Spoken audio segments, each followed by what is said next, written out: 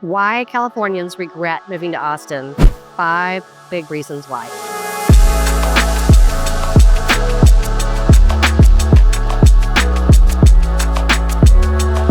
Howdy y'all, and welcome back to our channel that's all about the lifestyle in Austin, Texas. Today, we're diving into a topic that's been buzzing all over the Lone Star State. Why Californians regret moving to Austin, Texas. Now, don't get me wrong, Texas is my home, but I've helped hundreds of people relocate, and I know from speaking with them that there are a few things our West Coast neighbors might not have considered before packing up their bags. So stick around, because we're about to uncover the 5 big reasons why Californians regret moving to Austin, Texas. Number 1 on our list is cost of living. Let's talk about money, honey. One of the biggest shocks for our California transplants is the cost of living here in Austin. Sure, it may not be Silicon Valley prices or LA prices, but with skyrocketing home prices here and increasing rent, many find themselves feeling the pinch in their pockets.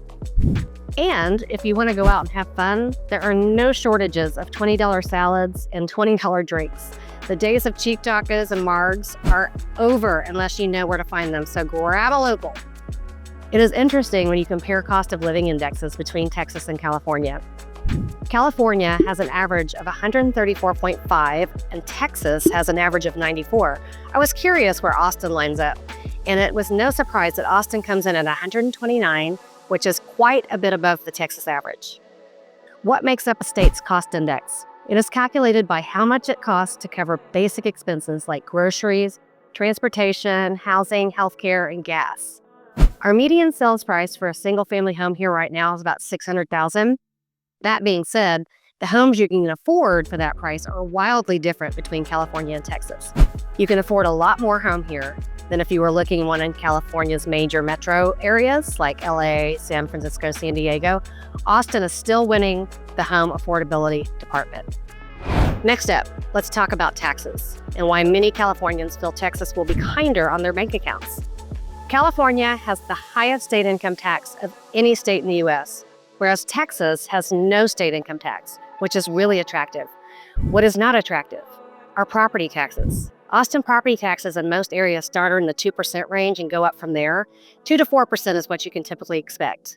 And you'll notice that property taxes are higher in newer subdivisions here, as new homeowners are paying for the neighborhood's infrastructure. Builders love to pass that on.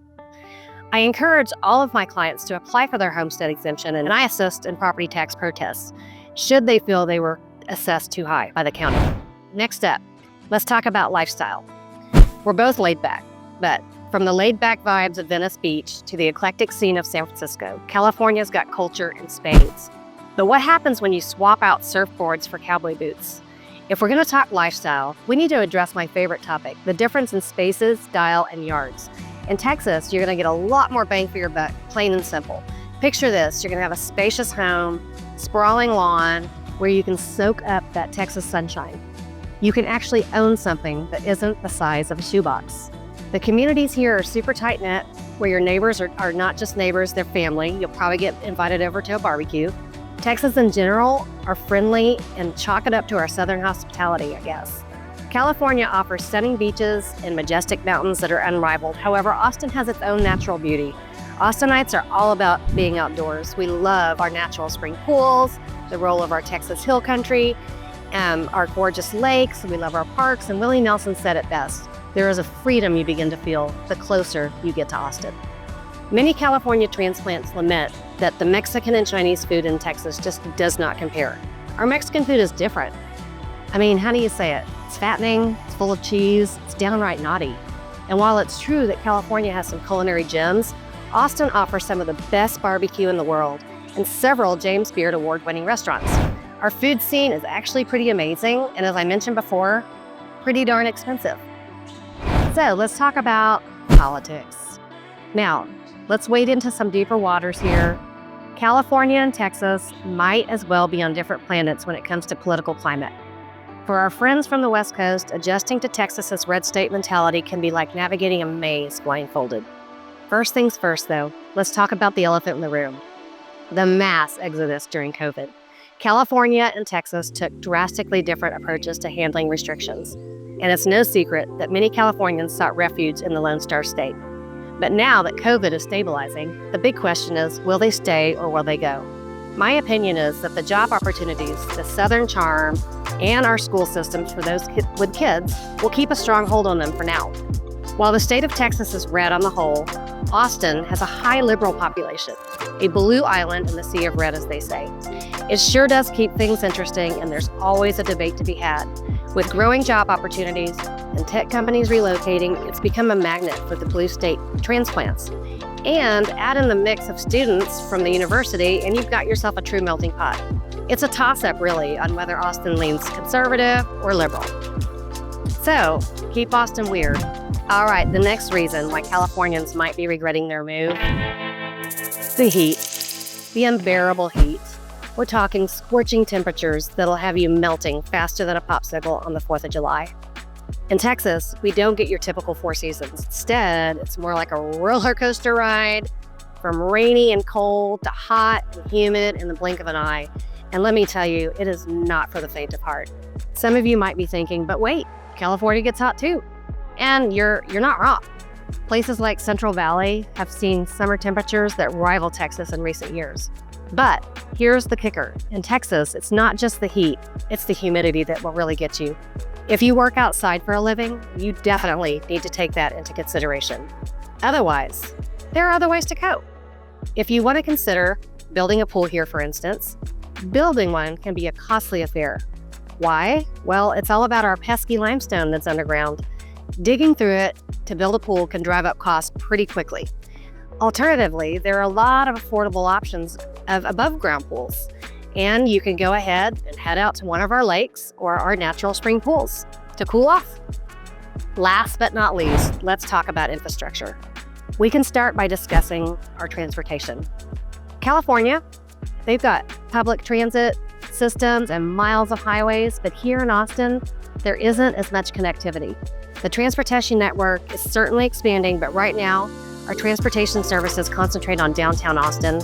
We have a rail system that services our northern suburbs and that goes to downtown. For UT students, there's a shuttle, but it mainly runs in and around campus. And our bus system services downtown mainly and some of the nearby neighborhoods. So keep in mind, it is still very limited in its range. Most of my clients have to have a car to live in Austin, Texas.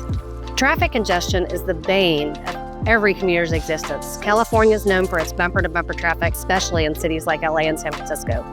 When I'm showing my clients from California, they laugh that us Austinites think we have bad traffic, to be honest.